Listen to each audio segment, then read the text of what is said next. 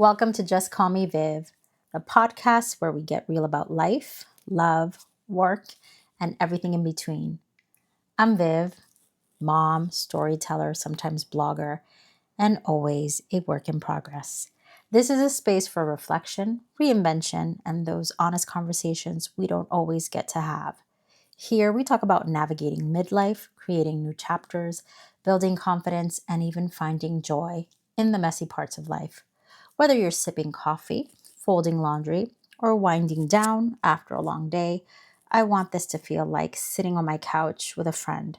No judgment, just truth, laughter, and a little inspiration to remind you that you're not stuck, you're becoming. So let's take a deep breath together, lean in, and begin. Welcome back to Just Call Me Viv. This is the second episode in our second act romance series. In our first episode, we talked about the mindset shift, seeing your second act in dating as a continuation, not a do over, and living by the promise of me before we. So today, we're going to build something you can carry with you through every stage of this journey, your internal dating compass.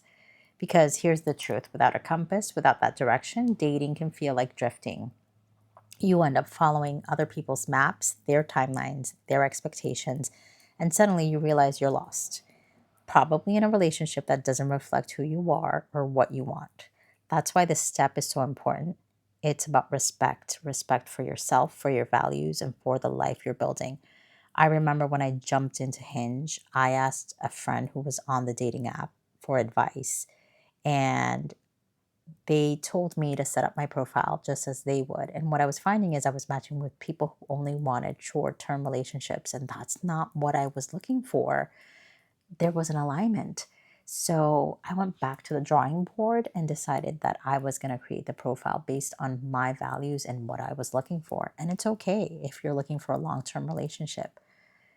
If that's what you're looking for, then that's what you put on your profile, not the complete opposite, just because you want to broaden your dating pool.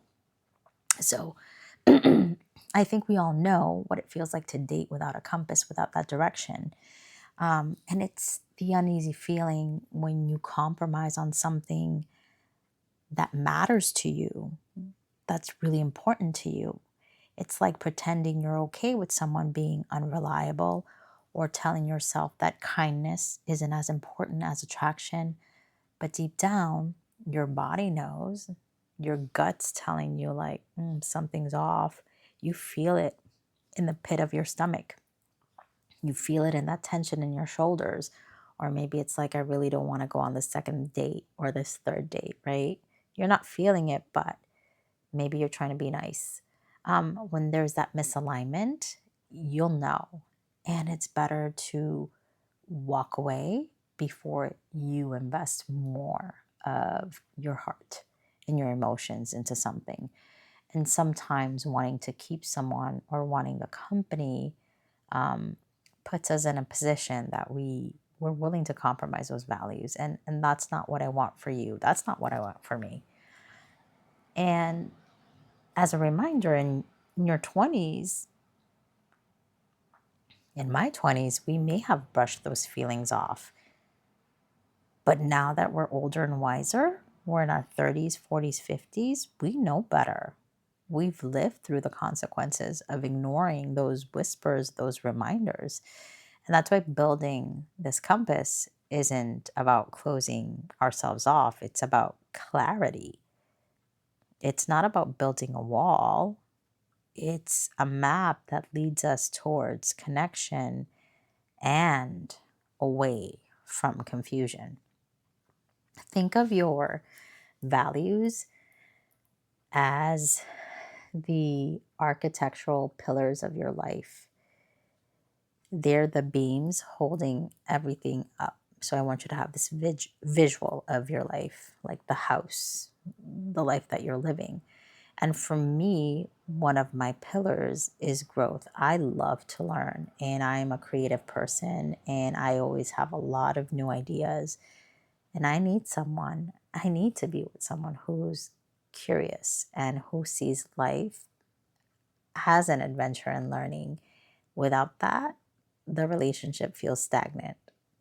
I want someone who's going to show up with pom poms and like, okay, Viv, what's your next idea? You want to do this? You want to, you know, set up a kiosk at the farmer's market? You want to start a micro bakery? I'm all in. Um, because that's just who I am. And I need someone who's going to be just as enthusiastic about growth and learning. So here's your exercise. I want you to take that notebook or the notes app or the post-it note, the sticky note. You're going to pull out more sticky notes. And I want you to write down your top 5 values. This could be anything from family, integrity, adventure, security, kindness, laughter, humor, whatever they are. Write those down and then sit with each one and ask yourself, what would it feel like to be with someone who didn't share this value, right? What would it feel like to be someone who doesn't value growth? What would it feel like with someone who doesn't want children and I want children? I value family. What would it be like to be with someone who doesn't want to build together? Those things are important. And if when you're filing, or I should say writing these values down, and you're thinking maybe you're in a relationship with someone and you feel discomfort, you feel that misalignment, that's your compass telling you not to go in that direction, right? It could be your political views, it could be your faith. And if there's misalignment, that may not work. I recently dated someone I seriously for about a couple of months, and I will probably share a little bit more about this. We were really into each other. And then I realized that the exclusivity and commitment only applied to me. And again, because I love myself, I walked away. I chose me. Because how I'm treated in a relationship is really important. And again, he took away my choice. If he wanted to see multiple people, I would have been okay with that because I could have dated multiple people. And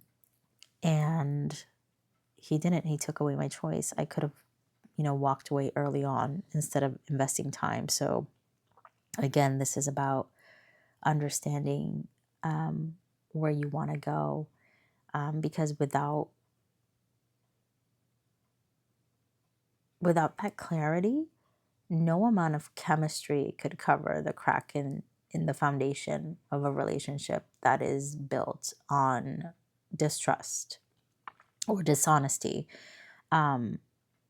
And my values aren't preferences. It's not like wanting to date someone who's 6 foot tall, which I do like tall men. These aren't preferences. These are pillars. And without them, the whole house shakes. So if your values are your pillars, then the non-negotiables are your load-bearing walls. These are the boundaries that keep your home standing upright. And without them, everything falls apart and crumbles.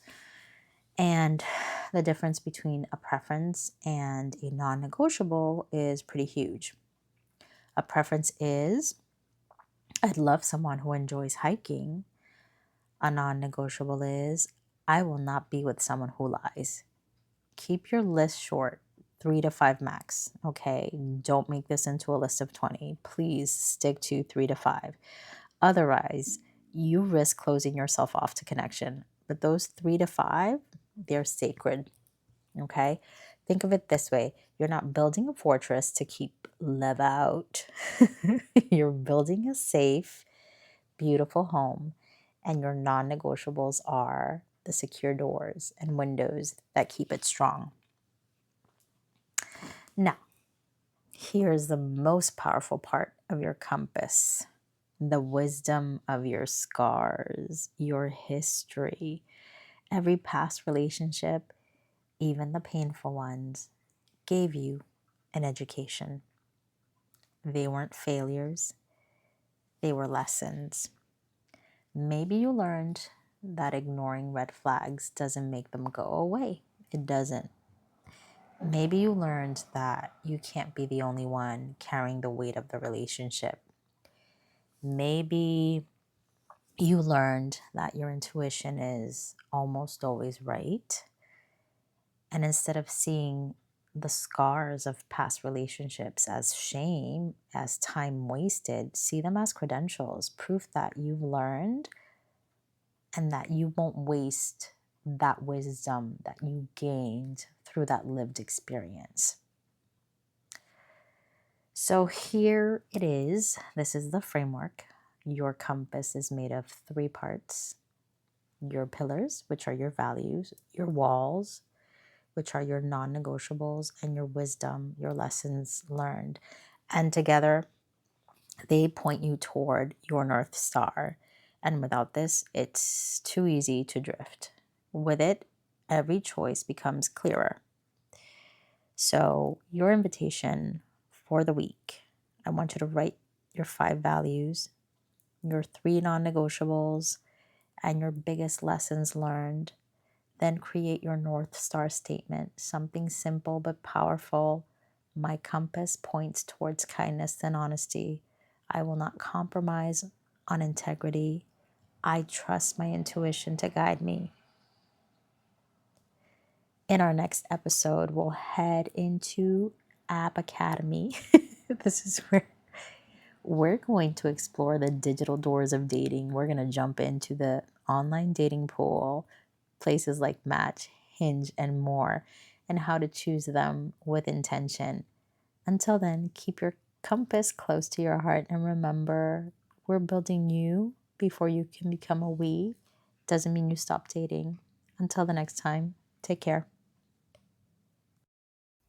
I've included the link to my Internal Compass Worksheet in the description below.